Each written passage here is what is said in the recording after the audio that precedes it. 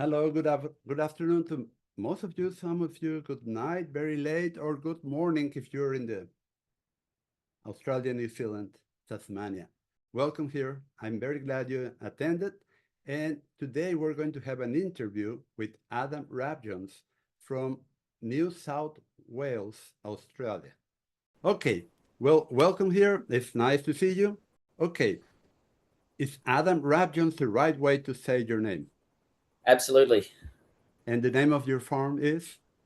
Leaston. Liston. Okay. Yep. And how many acres do you have there? We have just under 300 hectares. I'm not exactly sure what that is. 750 acres. There we go. Yeah. And how many head of cattle? We have 300 at the moment, 300 breeding animals and bulls and a few steers as well. Not too many. Okay.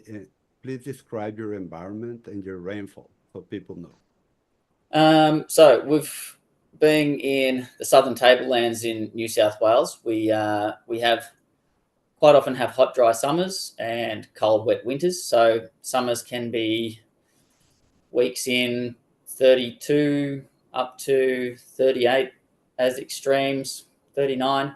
Celsius. Then Celsius, right? Celsius, yeah, Yeah. Okay. Celsius, sorry.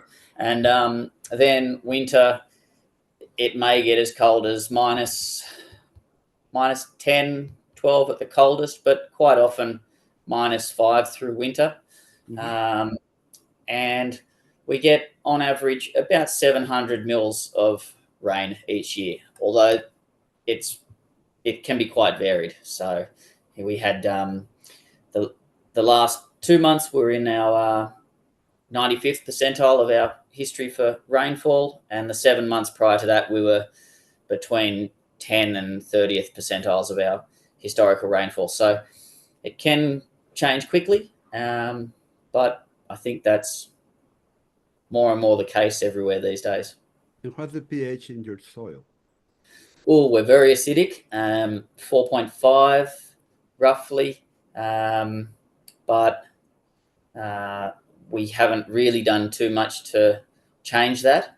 We've played with a little bit of lime just recently, within the week actually, but we generally just work on our grazing as our main focus. Okay. And were you always grazing livestock, or do you have another enterprise before starting grazing livestock?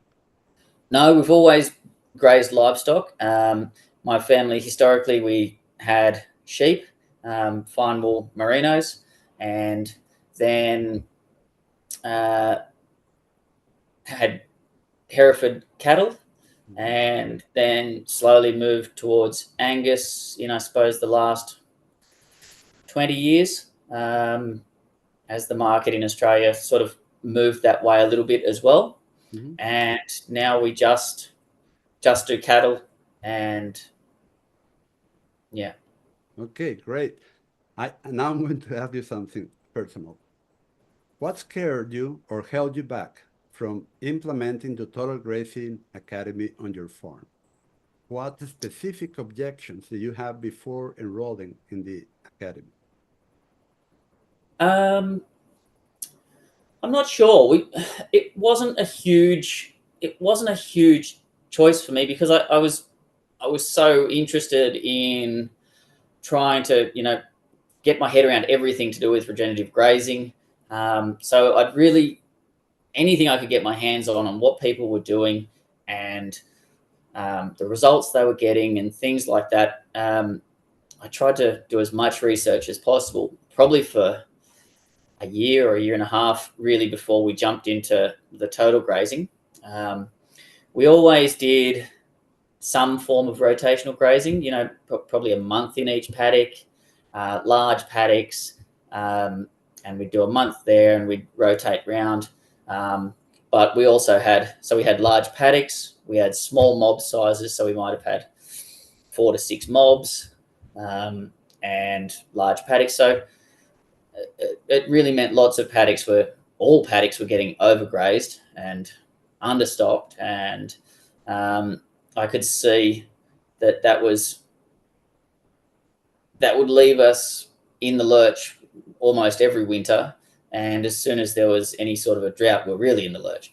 So the more and more research I did, we did some leave a third, graze a third, trample a third style grazing for a couple of years, and we found it worked okay.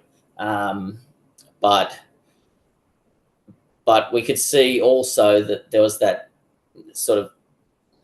a change in the plants that were doing well, and it was usually the big, coarse, thick plants that were doing the best, because they'd all get left behind, and all the really good quality feed would disappear in amongst all of the older stuff. So we'd be left with, we were sort of being left each year with poorer quality feed each time we went round. How long were you living your livestock in a paddock by that time? By that stage, we were probably doing maybe weekly moves, something like that. Okay. We were still doing that, but we just hadn't got round to, really increasing our stock density. So we only do daily moves at the moment. I'm still not set up to do multi-day moves, although we do have some temporary fence lifters and things like that. So if I get myself prepared enough, and then we can organise it, and I do that through winter when it's even more important through the stockpile. But yeah, so that was sort of our transition across. So it's been slow, but by the time I got to looking at total grazing and seeing how, during the growing season, you're still able to really utilise all of that green grass and focus only on the areas that are really at the optimal stages. That's your animal performance there. And I will leaving, remember. and we leaving the other areas to stockpile, then that gives you your soil health and your plant health, and that it married everything together. It's sort of got the best of both worlds, I guess.